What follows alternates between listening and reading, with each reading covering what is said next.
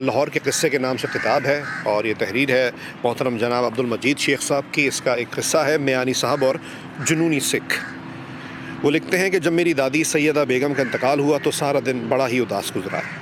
وہ 1920 کی دہائی میں موچی دروازے کے وکٹوریا اسکول میں پڑھاتی رہی تھیں اور ڈولی میں اسکول جایا کرتی تھیں۔ مزید دکھ کی بات یہ تھی کہ جب یہ واقعہ پیش آیا تو ان دنوں میں پاکستان سے باہر تھا۔ انہیں لاہور کے میانی صاحب قبرستان میں دفن کیا گیا تھا، جو غالباً بر صغیر کا سب سے بڑا قبرستان ہے۔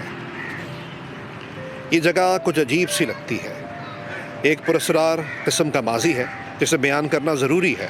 میری دادی کے انتقال کی غمناک ترین بات یہ ہے کہ میں ان کی قبر کبھی تلاش نہ کر پایا۔ انہوں نے وصیت کی تھی کہ ان کی وفات کے 5 سال بعد قبر کے تمام آثار مٹا دیے جائیں، اور وہ واقعی مٹا دیے گئے تھے۔ میرے والد نے بھی یہی وصیت کی تھی، فرق صرف اتنا تھا کہ میرے والد کی خواہش تھی کہ 5 سال بعد ان کی قبر پر ہل چلا دیا جائے، لیکن ہم نے ایسا نہیں ہونے دیا۔ اپنے مرحومین سے وابستہ رہنے کی ایک عجیب سی کشش ہوتی ہے، اس لیے ہر تہذیب کے قبرستانوں کی اپنی کہانیاں ہوتی ہیں۔ ماہر بشریات ان کے رازوں سے پردہ اٹھاتے ہیں اور ہمیں اس قوم اور عہد کے بارے میں بتاتے ہیں جس میں انہوں نے زندگی بسر کی تھی۔ احرام مصر اساسی طور پر قبروں کے ٹیلے ہی تو ہیں۔ ان کا بے مثل معیار ہمیں حیرت زدہ کر دیتا ہے کہ تقریباً ہر سائنس کے ہر پہلو کو کس طرح آپس میں مربوط کر کے دنیا قدیم کا عجوبہ تشکیل دیا ہے۔ اس طرح کی کوئی حیران کن چیز میانی صاحب میں موجود نہیں ہے، لیکن ایک کہانی ضرور ہے جو توجہ کی مستحق ہے۔ میانی صاحب کی کہانی شہنشاہ جہانگیر کے دورے سے شروع ہوتی ہے، جب سرہند شریف سے ایک عالم دین اور بزرگ شیخ محمد طاہر قادری نقشبندی تشریف لائے۔ لاہور کے اندرون شہر سے دور موضع مزنگ میں آباد ہو گئے، جو چھوٹا سا گاؤں لاہور کے نزدیک ترین دروازے شاہ عالمی سے 2 میل دور تھا۔ سڑک کے کنارے ایک فرلانگ دور ایک محصول خانہ، ایک چنگی بنی ہوئی تھی، اور موضع مزنگ کی اپنی ایک الگ آزاد حیثیت تھی۔ شہر کے نزدیک بھی اور ایک طرح سے الگ تھلگ بھی۔ لاہور اور مزنگ کی حد فاصل ایک جنگل تھا۔ آپ اندازہ لگا سکتے ہیں کہ یہ کتنی پرسکون جگہ تھی۔ شیخ طاہر القادری ایک عالم دین تھے اور وہ نہیں چاہتے تھے کہ شاہی کروفر ان کے سکون کو غارت کرے۔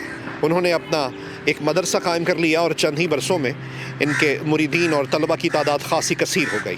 جلد ہی یہ دور افتادہ چھوٹا سا گاؤں ایک اچھا خاصا بڑا گاؤں بن گیا، جس میں توجہ کا مرکز شیخ طاہر قادری کا مدرسہ اور اس کے وسیع میدان تھے۔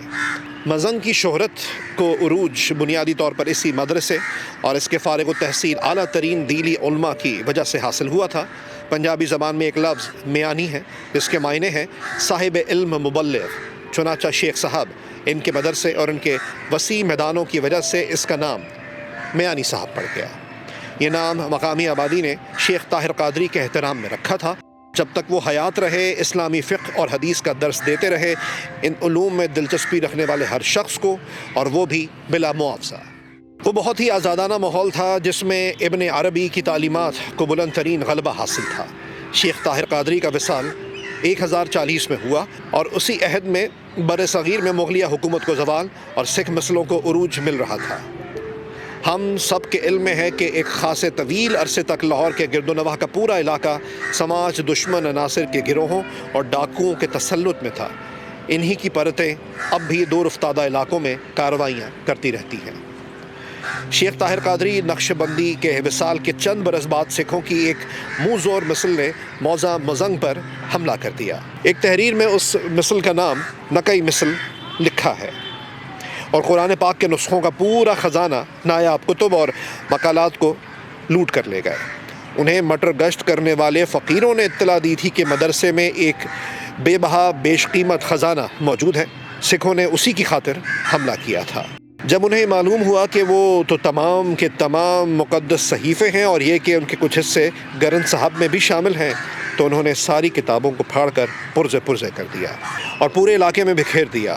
کتابوں کے ڈھیر کے ڈھیر نظر آتش کر دیے گئے، مقالات کو بھی جلا کر ادھر ادھر پھینک دیا گیا۔ ایک تخمینے کے مطابق قرآن پاک کے نسخوں میں اس کے قاعدوں اور فقہ اور احادیث کی مختلف کتابوں کی تعداد 30,000 سے متجاوز تھی۔ غضب ناک سکھوں نے ایک نسخہ بھی سلامت نہیں رہنے دیا۔ انہوں نے گاؤں کے ہر گھر کو بھی آگ لگا دی اور اپنے پیچھے ایسا منظر چھوڑ گئے جس نے میانی صاحب کے مستقبل کا فیصلہ کر دیا۔ مدرسے کے علماء دین لوٹ مار کے اس صدمے سے جلد بازیاب ہو گئے اور ادارے کی بحالی کا بندوبست کر لیا جو انہی خطوط پر آج بھی گامزن ہے۔ مسئلہ تو پھٹے ہوئے اور آتش زدہ قرآنی نسخوں اور دیگر مذہبی کتب کا تھا جو اسی جگہ ہر طرف بکھرے پڑے تھے۔ فیصلہ یہ ہوا کہ ان کو جوں کا توں رہنے دیا جائے، حتیٰ کہ سیلاب آ جائے اور ان بے حرمتی کے شکار نسخوں کو ساتھ بہا لے جائے۔ کئی برس تک کوئی سیلاب ہی نہ آیا اور ان کے گرد زمین ویران پڑی رہی۔ لاہور کے مکینوں نے فیصلہ کیا کہ اس جگہ کا بہترین استعمال وہاں مردے دفنانے میں ہی ہے۔ چنانچہ بغیر کسی جھمیلے میں پڑے یہ لاہور کا ہر دل عزیز قبرستان بن گیا۔ مہاراجہ رنجیت سنگھ کے دور میں لاہور کے مسلمانوں نے مہاراجہ کے فرمان کی رو سے ٹھیک اس علاقے کے ارد گرد نشاندہی کر دی جہاں قرآن پاک کے ہزاروں بے حرمت نسخے پڑے ہوئے تھے۔